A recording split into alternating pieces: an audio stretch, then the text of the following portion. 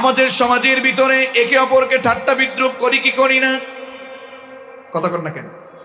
একে অপরকে ঠাট্টা বিদ্রুপ করি, ঠাট্টা বিদ্রুপ করে কথা বলি।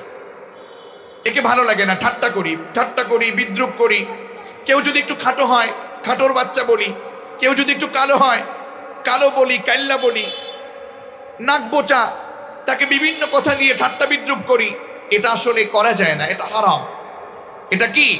দুষ্টামি কেউ করা যাবে না।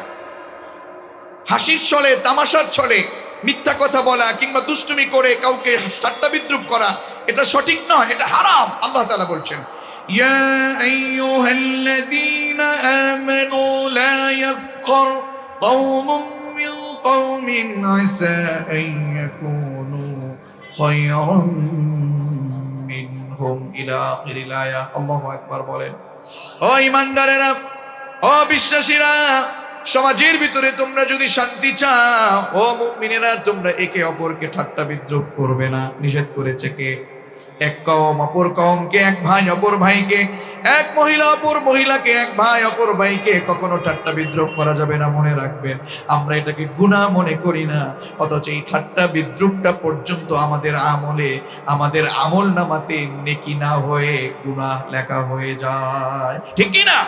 এজন্য ঠাট্টা বিদ্রুপ করা থেকে বন্ধ থাকবেন, দূরে থাকবেন। যদি ঠাট্টা বিদ্রুপ করেন, আপনি একজনকে ঠাট্টা বিদ্রুপ করলেন, আমাদের শেখ মুফতি আলমাস হুজুর কিংবা আমাদের আল হিদায়ার সম্মানিত চেয়ারম্যান মহোদয় মোহতারাম শেখ রফিকুল ইসলাম সিরাজি আদ্দেক্তুর, ওনাকে আমরা যদি ঠাট্টা করি, ওনার দলের লোক আর আলমাস হুজুরের দলের লোক কিংবা একসাথের লোক, দুইটা দলের ভিতরে কি ভাগাভাগি হয়ে যাবে না? বলুন, হয়ে যাবে কি যাবে না?